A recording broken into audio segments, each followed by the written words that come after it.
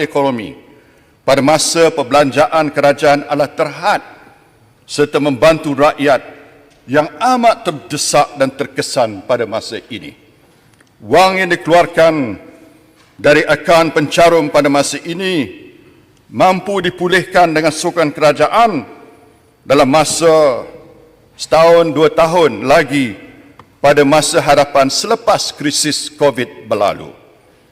Tiada seorang pun yang berkata bahawa wang yang dikeluarkan sekarang tidak boleh dipulihkan pada masa akan datang.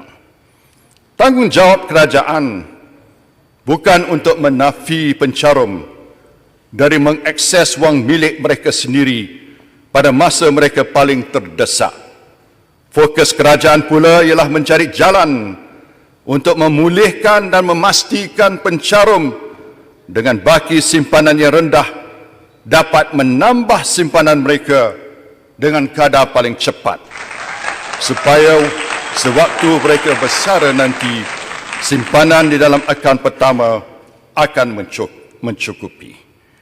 Perkara ini boleh dilakukan dengan 3 cara, Tuan Yang Dipertua, iaitu pertama, selepas COVID, kerajaan boleh membantu KWSP meraih pendapatan yang lebih dengan memberi projek-projek yang lebih lumayan kepada KWSP. Contohnya sebelum ini projek kuasa land atas tanah Lembaga Getah Malaysia, projek Battersea di United Kingdom serta pemilikan 46% di dalam syarikat Plus. Kedua, menaikkan semula kadar caruman bulanan majikan dan pencarum selepas krisis COVID tamat. Ketiga, mengubah struktur pembayaran dividen kepada struktur berperingkat atau dengan izin multi-tier dividend structure di mana baki simpanan yang lebih rendah akan terima dividen yang lebih tinggi supaya pembahagian keuntungan KWSP akan lebih memihak kepada pencarum yang mempunyai baki simpanan rendah. Dengan ini, simpanan masa tua pencarum yang terpaksa mengeluarkan wang secara one-off dari akaun pertama dapat dipulihkan dalam masa terdekat. Perlu saya tegaskan bahawa jumlah aset terkumpul KWSP bernilai 940 bilion pada masa ini. Seandainya 4 juta pencarum mengeluarkan maksima yang dibenarkan sebanyak 10,000, ini akan mengakibatkan keperluan dicairkan wang tunai sebanyak 40 bilion. Saya percaya tidak semua pencarum akan mengeluarkan jumlah maksima. Kemungkinan jumlah yang diperlukan adalah 20 ataupun 30 bilion. Saya percaya jumlah ini mampu disediakan oleh KWSP. Tambahan lagi, bank negara boleh membeli bon-bon kerajaan yang dimiliki oleh KWSP. Perlu sedar bahawa 49% aset KWSP adalah dalam bentuk bon kerajaan dan bank negara boleh membantu dengan pelupusan bon ini tanpa memberi impak besar kepada pasaran bon tempatan. Kita bukan mahu memaksa KWSP untuk mencairkan aset equity pada masa nilai aset rendah, secara tidak langsung menambah wang dalam kitaran atau money circulation dalam ekonomi agar pekerjaan dapat diselamatkan, ekonomi dapat dirancangkan. Dengan penambahan permintaan ini merupakan langkah yang amat tepat sekali. Tuan Yang Dipertua, di sini saya ingin penjelaskan mengapa pembayaran one-off ini amat diperlukan oleh pencarum dan tidak menerima cadangan dalam bajet untuk membayar RM500 sebulan untuk tempoh 12 bulan. Antara sebabnya, pembayaran one-off ini sebanyak 10,000 boleh digunakan sebagai penyelesaian hutang tunggakan mereka seperti bil utility, bayaran sewa, pinjaman rumah, keperluan untuk anak-anak, caruman insurans, tunggakan dan lain-lain lagi. Selain daripada itu, wang tersebut boleh digunakan sebagai modal asas untuk memulakan perniagaan kecil, terutama sekali bagi mereka yang kehilangan kerja. Sebagai contoh, wang ini juga boleh digunakan untuk membeli peralatan seperti motosikal bagi menjadi pemandu penghantar makanan atau barangan. Rakyat juga boleh menjadikan wang tersebut sebagai modal permulaan, memulakan perniagaan secara dalam talian atau online business yang kini semakin pesat mengembang. Keperluan ini tidak dapat dipenuhi sekiranya dibayar cuma RM500 setiap bulan sahaja.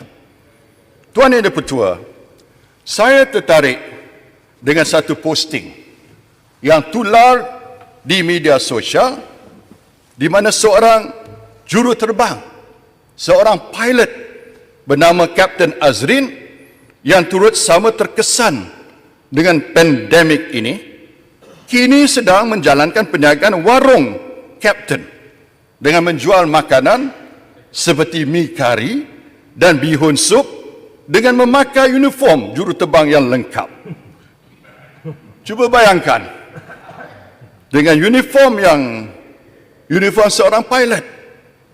Kerana hari ini dia tidak ada pekerjaan lagi, maka sudah tentu pengeluaran one-off RM10,000 ini dapat membantu Kapten Azrin mengembangkan perniagaan warung ini.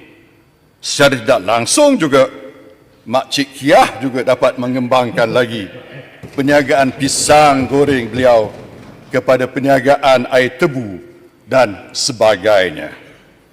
Justru Tuan Yang di-Pertua, janganlah sampai rakyat berkata yang diminta KWSP tetapi yang didapat adalah PKPB.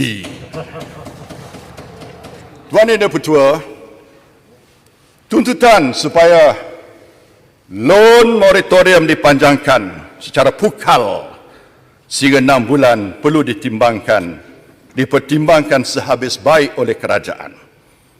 Kalaulah PKPB boleh dilanjutkan berkali-kali dan ini akan menjejaskan pendapatan rakyat, kenapa pula moratorium tak boleh dilanjutkan secara automatik dan pukal sekali lagi?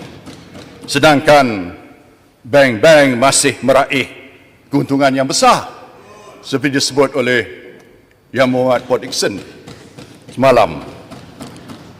Dalam pada itu, kebiasaan bank-bank memerlukan peminjam membayar balik hanya jika mereka memerlukan dana untuk membuat pinjaman baru, dan pada ketika ini permintaan untuk pinjaman baru adalah lemah dan tiada keperluan untuk bank memaksa peminjam sedia ada untuk membayar ansuran. Jika ada permintaan untuk pinjaman baru meningkat pula, bank negara boleh melonggarkan nisbah keperluan reserve berkanun atau statutory reserve ratio bank agar dana bank boleh menampung keperluan pinjaman baru.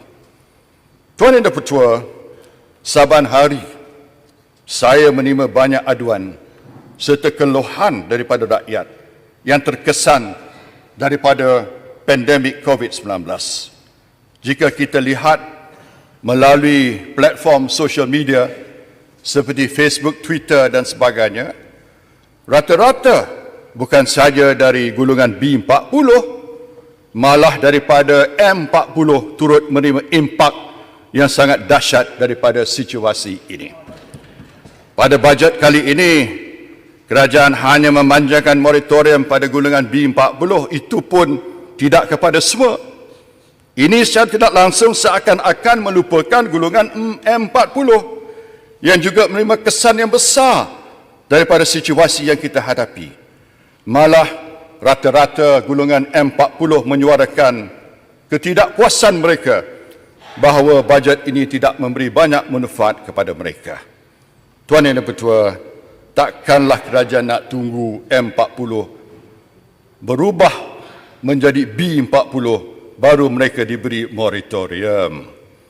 Saya dengan ini mencadangkan agar inisiatif moratorium pukal perlu dipanjangkan kepada semua peminjam, termasuk moratorium untuk peminjam-peminjam daripada Amanah Ikhtiar Malaysia, dan tekun untuk tempoh 6 bulan yang akan datang sehingga 30 Jun 2021.